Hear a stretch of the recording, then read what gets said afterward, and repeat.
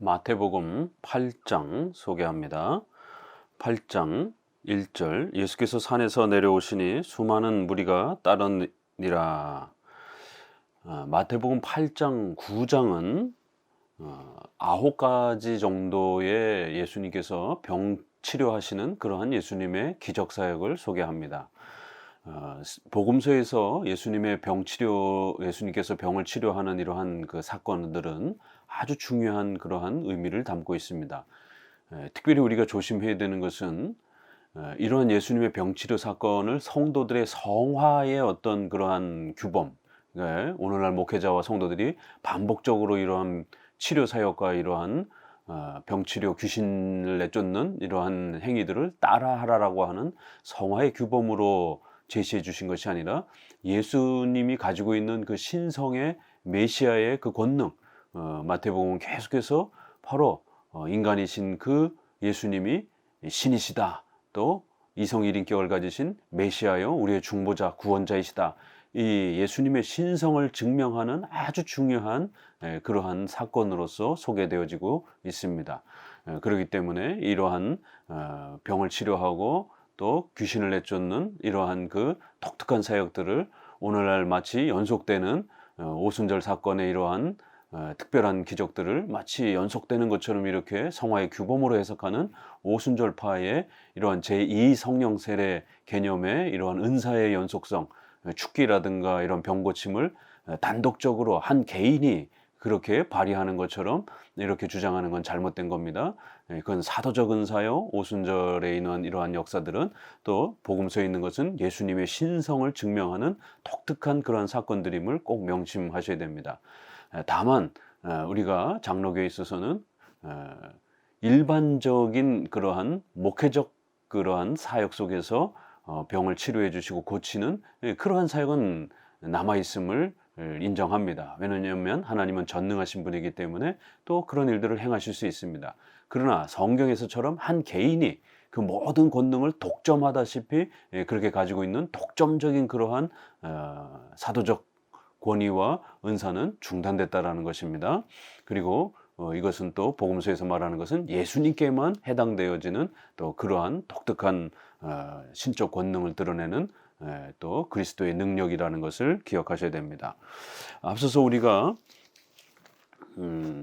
4장 23절에 회당에서 가르치시며 천국 복음을 전파하시며 백성 중에 모든 병과 모든 약한 것을 고치시니라고 이렇게 예수님의 중보 사역을 3가지에다가 맞춰서 설명한 것처럼 이제 5장에서부터 7장은 예수님의 그 가르침에 대한 그러한 그 사역들이 소개가 되고요. 병을 치료하시는 그 신성의 권능과 메시아로서의 그 위대한 중보자로서의 권능은 이제 8장, 9장을 통해서 또 소개해 갑니다.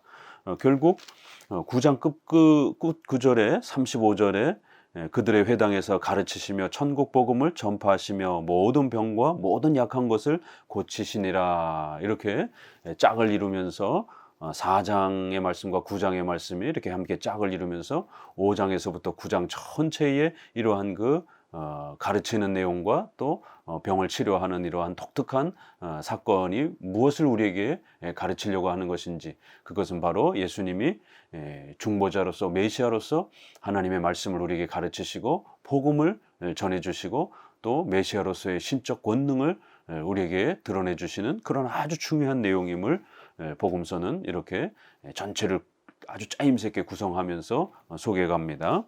9가지 정도의 치료 사건들이 소개가 되는데 그 사건 하나하나에 예수님이 메시아이심을 또 예수님이 우리의 중보자이심을 아주 놀랍도록 증명해가는 그러한 표현으로 마태복음은 이렇게 또 그 기록해가는 것을 알 수가 있습니다.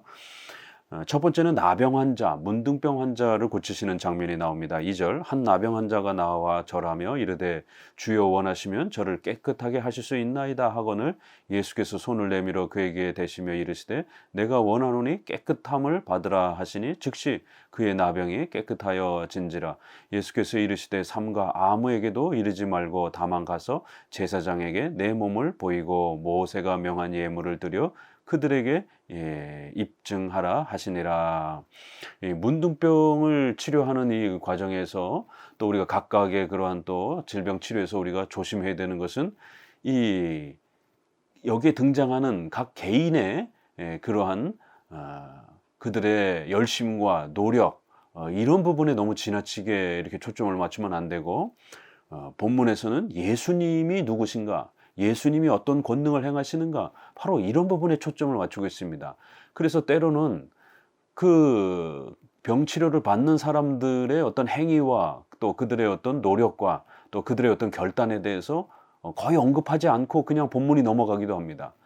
그러나 이제 후반부에서는 또 믿음의 중요성을 가르칠 때는 내 믿음이 너를 구원하였다라고 하면서 그들의 또 믿음의 이러한 결단과 용기를 칭찬해 주시는 그러한 부분이 있습니다. 그러나 더 전체적인 이 질병 치료의 이 초점과 관점은 사람들의 그러한 회개와 결단과 이런 것보다는 예수님이 어떻게 이 치료의 권능들을 행하시는가에 대한 초점이 우리 장로교 입장에서는 바로 거기에 더 비중을 두고 해석합니다. 또 실제로 본문도 그렇게 기록되어 있고요. 물론 반드시 우리 신앙의 또 이러한 부분에 있어서는 성도들의 믿음의 역할과 또 자리가 중요합니다.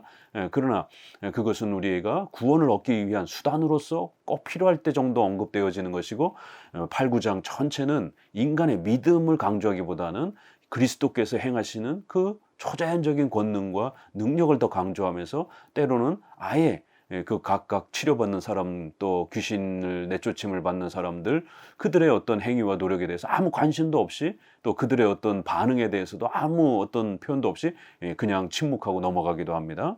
그러니까 여기서도 보면 나병 환자의 이러한 부분들에 대한 그 사후 그 문둥병 환자의 믿음의 결단과 어떤 노력, 이런 부분에 대해서 한마디 언급도 없습니다. 다만 초점을 맞추고 있는 것은 주여 원하시면 저를 치료해 주옵소서라고 이렇게 하소연하는 그 포인트 안에 특별히 원하시면이라고 하는 아주 중요한 이 단어만 강조하는 것을 알 수가 있습니다. 예수님이 내가 원하노니, 이렇게 결국 예수 그리스도께서 원하시냐 안 원하시느냐, 하나님이 원하시느냐 안 원하시느냐, 이건 바로 하나님의 절대 주권과 그 하나님의 권능이 이 복음 사역에서 가장 중요한 기준임을 우리는 알게 됩니다. 복음의 이러한 구원의 위대한 역사도 결국 하나님이 원하시고 하나님이 뜻하셔서, 하나님이 우리를 사랑하셔서 그렇게 자발적으로 중보의 구원의 역사들을 우리에게 펼쳐주신 것입니다. 하나님이 원하신다라는 것, 하나님이 뜻하신다, 이렇게도 또 표현할 수 있습니다. 그래서 그리스도께서 원하신다, 이건 아주 어마어마한 표현인 겁니다. 하나님이 원하시는 것이 모든 복음의 출발이요, 토대요, 기초라는 것이에요. 그러면서 바로 나머지 이야기들을 침묵하고 예수님께서는 제사장에 가서 예물을 드려라 라고 얘기하면서 구약의 또 이러한 의식법에 대한 부분들을 함부로 무시하지 아니하고, 1세기는 아직 구약의 의식법이 발휘되고 있던 시대에 또 예수님은 5장에 있는 말씀처럼 율법을 폐하는 방식이 아니라 율법을 완성하시기 위한 그러한 또 분으로서 또 사역들을 이렇게 또 소개를 합니다. 그래서 1세기 당시에 아직 율법의 이러한 의식들이 집행되어져 가고 있던 그러한 시대이기 때문에 구약의 율법을 존중하시면서 그러한 또 예물을 드려라라고 이렇게 표현하고, 또 놀라운 것은 삼가 아무에게도 이것을 드러내거나 자랑하지 말라 이러면서 자칫 예수님의 사역이 오늘날 신비주의자들처럼, 은사주의자들처럼 그렇게 기적을 행하고 이상한 체험을 하는 것이 마치 기독교의 어떤 본질인 것처럼 이렇게 곡해되거나 오해되지 않도록 오히려 철저하게 그런 기적의 치료와 이런 부분들을 억제하고 자랑하지 말고 너 자신만 알고 그렇게 예배를 드리는 것으로 이렇게 마무리를 합니다. 그렇기 때문에 기적주의, 은사주의, 신비주의 이런 부분들이 얼마나 오늘날 복음을 곡해하고 오해하고 있는가를 우리는 이런 복음의 표현들을 통해서 더 알 수가 있습니다. 자, 두 번째 사건은 5절, 예수께서 가버나움에 들어가시니 한 백부장이 나와 간구하여 이르되 주여 내 하인이 중풍병으로 집에 누워 몹시 괴로워하나이다. 이르시되 내가 가서 고쳐주리라. 백부장이 대답하여 이르되 주여 내 집에 들어오심을 나는 감당하지 못하겠사오니 다만 말씀으로만 하옵소서. 그러면 내 하인이 낫겠사옵나이다. 나도 남의 수하에 있는 사람이요 내 아래에도 군사가 있으니 이더러 가라 하면 가고 저더러 오라 하면 오고 내 종더러 이것을 하라 하면 하나이다. 예수께서 들으시고 놀랍게 여겨 따르는 자들에게 이르시되 내가 진실로 너희에게 이르노니 이스라엘 중에 아무에게서도 이만한 믿음을 보지 못하였노라. 또 너희에게 이르노니 동서로부터 많은 사람이 이르러 아브라함과 이삭과 야곱과 함께 천국에 앉으려니와 그 나라의 본 자손들은 바깥 어두운 데 쫓겨나 거기서 울며 이를 갈게 되리라. 예수께서 백부장에게 이르시되 가라 내 믿음대로 될지어다 하시니 그 즉시 하인이 나으니라. 이 백부장의 이러한 그 종의 중풍병을 치료하는 이 사건은 또 아주 큰 놀라운 또 의미를 복음서에서 또 우리에게 가르치고 있습니다. 이방인들이 이제 본격적으로 초대가 되어지는 이제 신약의 새로운 그러한 시대를 알리는 아주 중요한 전환점을 또 우리에게 가르치는 그런 사건이기도 하고요. 전통적으로는 이제 구약은 이스라엘 백성들만이 하나님의 택한 백성이었지만 이제 예수님이 오셔서 이방인들 가운데도 하나님의 택한 백성들을 부르시면서 이제 신약에서는 전 세계에 흩어진 그런 이방인 가운데도 하나님의 백성들이 세워져가는 그런 새로운 교회 시대에 또 이러한 변화와 역사들을 이러한 또 사건들을 통해서 가르쳐 주는 것입니다. 그렇기 때문에 이 백부장의 그러한 한 개인의 그 믿음에 너무 집중하는 그런 방식으로 이렇게 인간의 노력과 그 믿음을 집중하는 방식으로 본문을 끌고 가면 안 되는 것입니다. 결국 이 전체 본문의 중심은 예수님이 어떤 일을 하셨는가, 예수님이 왜 이런 일을 하시는가, 또 메시아로서 중보자로서 예수님께서는 왜 이런 일들을 꼭 하셔야만 했는가, 이런 부분들을 우리가 살펴가면서 예수님이 메시아요 우리의 중보자이심을 더욱 정확하게 깨닫고 알아가고 또 배워가는 이것이 전체 흐름의 초점이 되어야만 되는 것입니다. 그런데 오늘날 대부분 한국교회에서 이 백부장 설교를 할 때 백부장이 이렇게 열심히 했습니다. 백부장처럼 우리도 열심히 해야 됩니다. 주로 이런 식으로 그렇게 인간에게 초점을 맞추는 백부장의 열심, 결국 인간의 그러한 공로적 노력에 자꾸만 집중하는 이게 전형적인 알미니안주의 설교예요. 결국 신인 협력주의적 설교인 것입니다. 물론 맨 마지막에 백부장 너의 믿음대로 이제 이루어질 것이다 라고 이렇게 마지막 문장을 담고 있지만 그건 끝부분에 잠깐 언급하고 있는 것입니다. 왜요? 또 우리가 회개하고 믿음으로 결단해야만 우리가 예수님을 영접하게 되고 또 우리가 구원 얻을 수 있는 또 구원의 수단으로서의 믿음은 분명히 중요한 위치에 있기 때문에 그런 것입니다. 그러나 전체 문맥은 이 믿음, 백부장의 믿음이 전체적으로 중요한 게 아니라 예수님께서 왜 특별히 이방인인 백부장의 치료를 선택하셨는가? 그걸 통해서 또 유대인들을 아주 호되게 꾸짖는, 여긴 지금 백부장의 어떤 그런 이야기가 중심이 아니라 백부장의 이러한 그 사건들을 통해서 유대인들을 아주 엄히 꾸짖는 그러한 장면이 전체 흐름의 이러한 그 또 포인트인 것을 알 수가 있습니다. 우리가 앞부분에서 세례 요한의 사역에서도 3장 7절에 독사의 자식들아 이렇게 유대인들을 책망하면서 복음을 오해케 만들고 복음을 율법주의로 망가뜨렸던 이러한 유대인들에 대한 아주 엄중한 책망을 다시 한번 이 백부장 사건을 통해서 그렇게 그 나라의 본 자손들은 바깥 어두운 데 쫓겨날 것이다. 이렇게 복음을 율법주의로 망가뜨렸던 바리새인들과 유대인들은 오히려 복음으로부터 멀어질 것이다 라고 이렇게 엄중히 경고하면서 복음을 무시하고 복음을 곡해하고 복음을 망가뜨리는 이런 행위가 얼마나 무서운 죄가 되는지를 엄히 책망하면서 결국 유대인의 이런 악한 모습과 이방인의 이러한 올바른 믿음의 모습을 대조해 가면서 이스라엘 중에 아무에게서도 이만한 믿음을 보지 못했다라고 하면서 이스라엘을 아주 엄히 책망하는 이러한 장면들을 보게 됩니다. 그렇기 때문에 여기에서는 백부장의 그 믿음도 물론 귀하지만 그 백부장이라고 하는 이방인 사람을 초대하면서 이방 구원에 대한 신약의 시대를 또 선포하시고 더 나아가서는 복음을 무시하고 또 망가뜨렸을 때에 이스라엘의 또 이런 유대인들의 이러한 잘못된 복음에 대한 이해를 엄히 책망하고 꾸짖는 그러한 또 그리스도의 메시아로서의 장면을 보게 됩니다.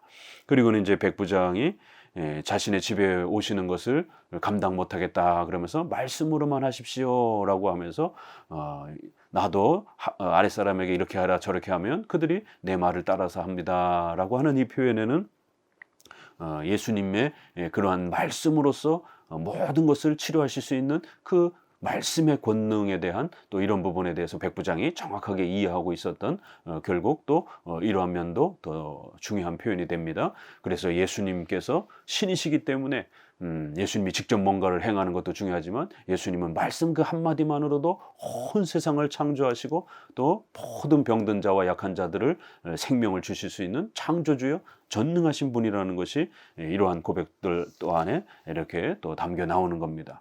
그리고는 이제 마지막 부분에 가서 결국 이러한 메시아를 우리가 받아들일 수 있는 것은 오직 믿음으로 가능한 거기 때문에 백부장의 그 믿음을 격려하고 또 칭찬해 주는 장면을 봅니다. 14절 예수께서 베드로의 집에 들어가서 그의 장모가 열병으로 앓아 누운 것을 보시고 그의 손을 만지시니 열병이 떠나가고 여인이 일어나서 예수께 수종들더라. 저물매 사람들이 귀신 들린 자를 많이 데리고 예수께 오거늘 예수께서 말씀으로 귀신들을 쫓아내시고 병든 자들을 다 고치시니 이는 선지자 이사야를 통하여 하신 말씀에 우리의 연약한 것을 친히 담당하시고 병을 짊어지셨다 함을 이루려 하심이더라. 세 번째 사건은 베드로의 장모를 치료하는 장면인데 여기서도 보게 되면 베드로 장모가 믿음으로 결단하고 또 헌신하고 이런 장면 하나도 소개하지 않고 오히려 여기서는 예수님이 먼저 그 베드로의 장모를 찾아서 직접 또 치료해 주시는 그의 어떤 하소연과 간구를 묻지도 아니하시고 그냥 직접 그렇게 먼저 자발적으로 치료해 주시는 또 그런 놀라운 장면을 보게 됩니다. 그리고는 또 저녁 때 귀신 들린 많은 사람들이 또 이렇게 봤을 때 예수님이 오직 말씀으로만 그 모든 귀신들을 내쫓는 이런 메시아로서의 그리스도의 그 말씀의 신적 권능과 위엄이 얼마나 큰 것인지를 이렇게 소개하면서 결국 이런 많은 병치료, 귀신을 내쫓는 이런 모든 것들은 바로 이사야 53장의 4절에 있는 것처럼 결국 그가 찔림은 우리의 허물을 인하며 그가 채찍을 맞으면 그렇게 우리의 모든 죄 때문에 우리의 죄를 대신 짊어지시는 그런 대속적 희생을 겪으신 것이다 라고 하는 그러한 메시아에 대한 예언이 이렇게 성취된 것이다 라고 이렇게 소개를 하는 겁니다. 그래서 우리의 연약함, 우리의 모든 죄악, 우리의 정죄받은 형벌의 이런 모든 것들을 짊어지시고 또 병을 짊어지셨다 이렇게 해서 짊어지셨다라는 건 바로 대속적 희생, 대신 우리 대신 그 정죄와 형벌, 우리의 연약한 죄의 정죄당한 그 모든 연약함들을 다 포함해서 우리를 대신하여 그렇게 정죄와 형벌을 짊어지신 그런 메시아입니다. 그리고 우리의 영혼뿐만 아니라 우리의 육체까지도 그렇게 구원해 주시는 그러한 모습으로서의 메시아를 이렇게 소개하는 것입니다. 그래서 단순히 병치료하는 것만이 목적이 아니라 이렇게 우리의 영육 전체를 구원해 주시고 회복시켜 주시는 그런 메시아임을 이렇게 강조하는 것입니다. 18절 예수께서 무리가 자기를 애워싸는 것을 보시고 건너편으로 가기를 명하시니라. 한 서기관이 나와 예수께 아뢰되 선생님이여 어디로 가시든지 저는 따르리이다. 예수께서 이르시되 여우도 굴이 있고 공중의 새도 거처가 있으되 인자는 머리 둘 곳이 없도다 하시더라. 제자 중 또 한 사람이 이르되 주여 내가 먼저 가서 내 아버지를 장사하게 허락하옵소서. 예수께서 이르시되 죽은 자들이 그들의 죽은 자들을 장사하게 하고 너는 나를 따르라 하시니라. 중간에 치료의 이러한 그 장면을 잠깐 중단되고 중간에 이렇게 삽입 형태의 또 그러한 대화 장면이 소개가 되는데요. 바로 이것은 9가지의 이러한 그 병치료와 또 귀신을 내쫓는 이러한 장면들이 절대로 어떤 은사주의나 신비체험 쪽으로 이렇게 넘어가지 않도록 예수님의 이러한 사역은 바로 기독교의 본질인 복음, 바로 죄사함 받는 이런 이신칭의의 이런 복음의 위대함을 우리에게 선물해 주시려고 하는 메시아여 중보자로서 이 모든 권능을 베풀고 계시는 것임을 더욱 명확하게 이 삽입된 이 대화 장면이 또 놓치지 않고 그 부분을 설명을 합니다. 왜냐하면 여기에 두 사람의 등장과의 대화는 바로 기독교가 무엇인가를 더욱 선명하게 가르쳐 줍니다. 서기관이 나와서 예수님이 인기를 막 끄니까 예수님, 저도 예수님을 따라가겠습니다. 이러니까 예수님이 느닷없이 그래, 대단하구나, 귀하다, 나를 따라오너라, 이렇게 말씀하시지 아니하고 오히려 예수님을 따른다는 게 무엇인지 아느냐, 너가 부귀영화를 생각하면서 나를 쫓아오는 건 아니냐, 세상에 무슨 정치와 인권의 복지국가를 생각하면서 나를 쫓아오는 것이냐, 기독교는 그런 게 아니다라는 것이, 인자는 머리 둘 곳이 없다 이러면서 예수님의 고향의 본질은 이 땅이 아니라 결국 하늘나라 저곳이다 이렇게 표현하면서 결국 예수님께서 이 땅에 오신 이유는 부귀영화와 그런 국가와 복지정치의 이러한 새로운 국가를 만들려고 하는 것이 아니라 하나님의 나라로, 오히려 하늘나라, 천국이라고 하는 하나님의 나라라고 하는 바로 영생을 우리가 얻으며 또 죄사함을 얻어 영생을 하는 바로 그 하늘나라, 바로 예수님의 그러한 목적은 이 땅이 아니라 하늘나라에 그 예수님의 목적과 고향이 있다. 머리 둘 곳이, 바로 예수님은 이 땅에서 머리 둘 곳은 단 한 곳도 없고 바로 하늘나라, 하나님의 나라, 바로 천국이라고 하는 저 하늘에 있다 라고, 기독교란 바로 이런 것이다. 이 땅에 부귀영화를 쫓아 살기 위해서, 그걸 얻기 위해서 기독교가 존재하는 게 아니라 바로 죄사함과 영생을 통해서 저 하늘나라에 우리의 머리를 두는 곳이다. 이렇게 기독교의 본질을 소개하는 것입니다. 그리고 21절에서도 또 한 사람이 등장해서 저도 예수님을 쫓겠습니다. 그러니까, 그렇지만 지금 집에 장례가 생겼는데 장례를 치르고 오게 해주세요. 보통 같았으면 당연히 우리가 집에 장례가 있으면 당연히 장례를 치러야지요. 이런 부분에 있어서 장례식을 우리가 함부로 무시하거나 그러진 않습니다. 그러나 여기서는 그런 장례의 절차를 완전히 무시하는 아주 파격적인 그러한 권면을 하십니다. 왜냐하면 이것은 기독교의 본질을 가르치기 위해서 또 이러한 예를 들었기 때문에 그런 것입니다. 너는 먼저 가서 장례를 치르는 게 아니라 오히려 주님을 따르는 것에 우선적 결단을 해라. 결국 죽은 자들이 그 죽은 자를 장사하게 내버려 두고 너는 오직 예수님을 더 먼저 우선적으로 선택하면서 그렇게 생명의 길, 산 길을 선택해야 된다. 이렇게 권면하는 겁니다. 그래야 이 세상에 있는 많은 사람들은 살아있지만 다 죽은 자들이라는 거예요. 그래서 육체가 죽어 있거나 또 아직은 살아있지만 영혼이 죽어 있고, 또 곧 이제 육체가 죽는 자들은 또 영원히 지옥의 형벌을 받아야 되는 그런 죽은 그러한 영적 상태에 있다라는 거예요. 이렇게 기독교의 본질이 무엇인지, 그건 인간의 전적 부패, 원죄로 말미암아 하나님 앞에 부패하여 영원히 지옥의 형벌을 받아야 되는 바로 그러한 인간의 부패한 상태를 아주 정확하게 꼬집으시면서, 기독교란 그러한 전적 부패와 정죄와 영원한 형벌로부터 예수님을 따르는, 예수님은 생명이기 때문에 바로 죽은 자들로부터 이 산자들, 예수님을 따르는 길이 산 생명이 되는 바로 영생을 누리는 길이다. 이렇게 하면서 결국 현재의 이러한 인간의 삶의 상태를 전적 부패와 하나님 앞에 정죄받은 그런 죽은 상태로 이렇게 설명을 하고, 예수님과 동행하는 것이 사는 길이다 라고 이렇게 설명을 합니다. 바로 이렇게 기독교의 본질을 정확하게 다시 한번 이 대화를 통해서 설명을 하고 나서, 네 번째 23절, 배에 오르심에 제자들이 따랐더니 바다에 큰 놀이 일어나 배가 물결에 덮이게 되었으며 예수께서 주무시는지라 그 제자들이 나와 깨우며 이르되 주여 구원하소서, 우리가 죽겠나이다. 예수께서 이르시되 어찌하여 무서워하느냐, 믿음이 작은 자들아 하시고 곧 일어나사 바람과 바다를 꾸짖으시니 아주 잔잔하게 되거늘 그 사람들이 놀랍게 여겨 이르되 이가 어떠한 사람이기에 바람과 바다도 순종하는가 하더라.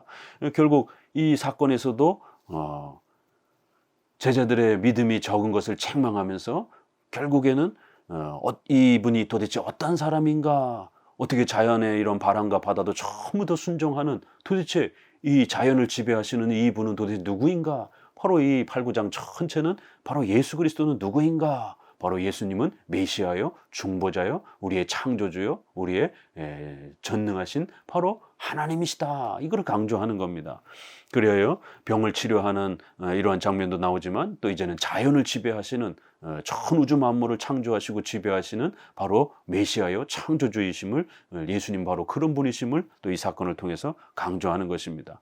그래서 예수님께서 이러한 폭풍의 이러한 사건을 또 사용하셔서 제자들이 이러한 또 공포와 어둠 속에 있을 때에 그들의 믿음을 꾸짖고 책망하면서 결국 그러한 공포와 두려움은 믿음이 없기 때문이다.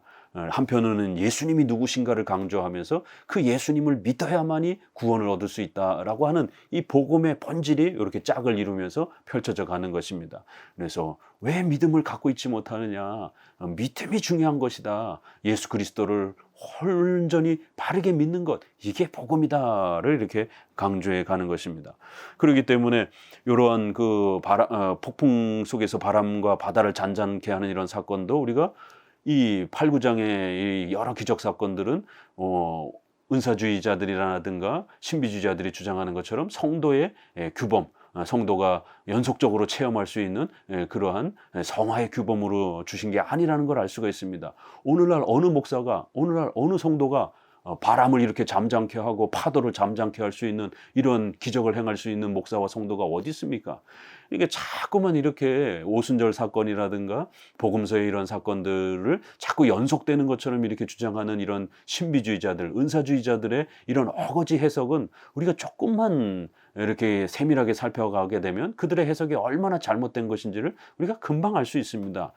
몇몇 한두 가지 정도만을 재현하는 것처럼 그것도 가짜로 꾸며가지고 마치 그런 기적이 오늘날 일어난 것처럼 그렇게 사람들을 속이는 이러한 형태들을 통해서 결국 복음으로부터 멀어지게 만드는 겁니다. 어느 목사가, 어느 성도가 파도를 잠잠케 하는 성도 2000년 동안에 있었으면 나와보라고 그랬어요. 또 오늘날 그런 기적을 행하는 사람들이 있으면 나와보라고 그랬어요. 요즘에 또 유튜브를 통해서 또 한때 지나갔던 그런 귀신 축기 또 이런 병치료 이런 은사를 행한다고 그러면서 또 젊은 친구들이 막 그렇게 집회를 행하면서 막 사람 쓰러뜨리고 막 병 고쳤다라고 그러면서 막 쇼를 하고 이 또 다시 등장을 하고 있습니다. 이 사탄이 바로 이러한 거짓 기적으로 교회를 유혹하고 성도들을 미혹하기 때문에 그런 것이에요. 그러면 그 사람들 보고 가선 과연 폭풍이라든가 이런 거 잔잔케 한번 해보시라고 그러십시오. 코로나에 이러한 고통받고 있는 사람들 전부 다 살려보라라고 그러십시오. 하나도 못합니다, 그런 거.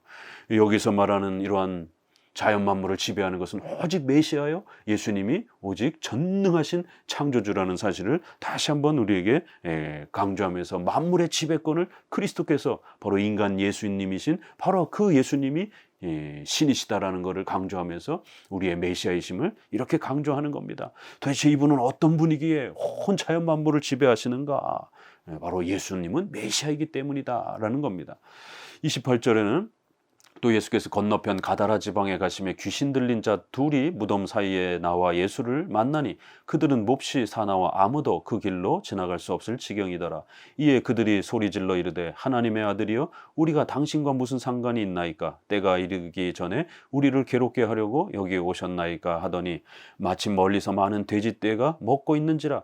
귀신들이 예수께 간구하여 이르되 만일 우리를 쫓아내시려면 돼지떼에 들여 보내주소서 하니 그들에게 가라 하시니 귀신들이 나와서 돼지에게로 들어간지라. 온 떼가 비탈로 내리달아 바다에 들어가서 물에서 몰사하거늘 치던 자들이 달아나 시내에 들어가 이 모든 일과 귀신 들린 자의 일을 고하니 온 시내가 예수를 만나려고 나가서 보고 그 지방에서 떠나시기를 간구하더라.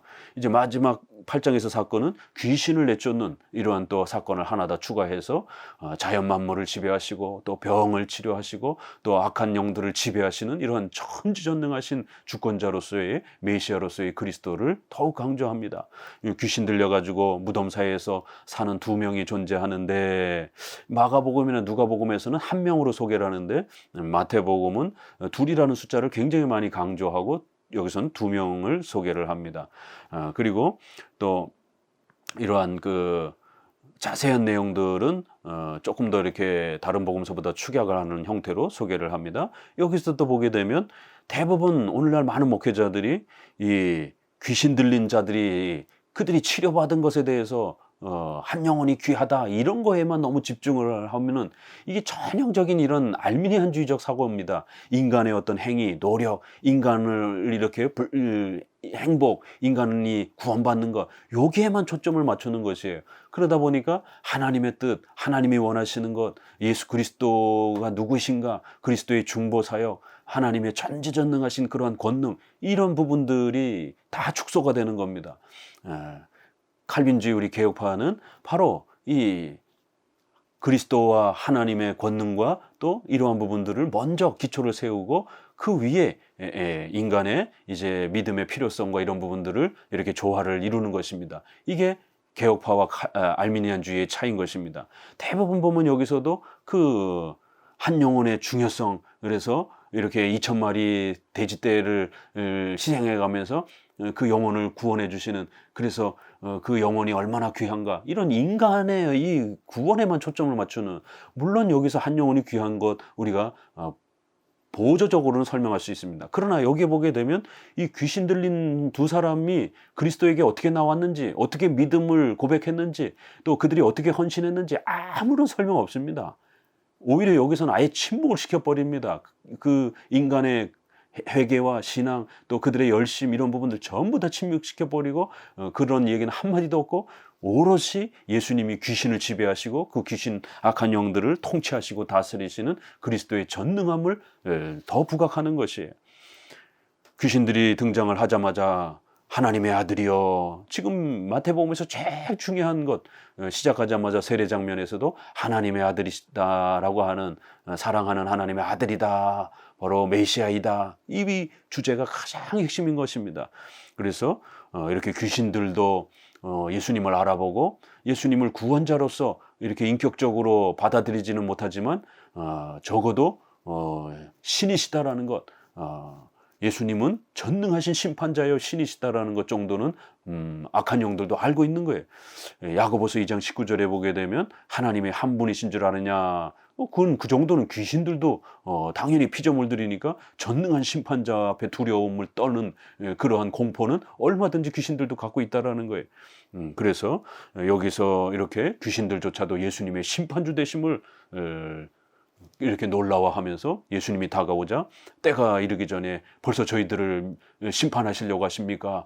그러면서 벌벌 떨면서 제발 아직은 때가 되지 않은 것 같으니 우리를 죽이지 마시고 돼지떼에게 피신할 수 있도록 해주옵소서라고 이렇게 요구하니까 가라, 이렇게 예수님이 심판주로서 아직은 너희들을 죽일 때가, 영원히 지옥에 가둘 때가 아니니까 그럼 잠시 허락한다, 이렇게 해서 결국 귀신들이 돼지떼에게 그렇게 들어갔고 그 2,000마리나 되는 그러한 돼지떼가 많은 돼지떼들이 결국 몰사하는 이런 장면들을 보게 됩니다.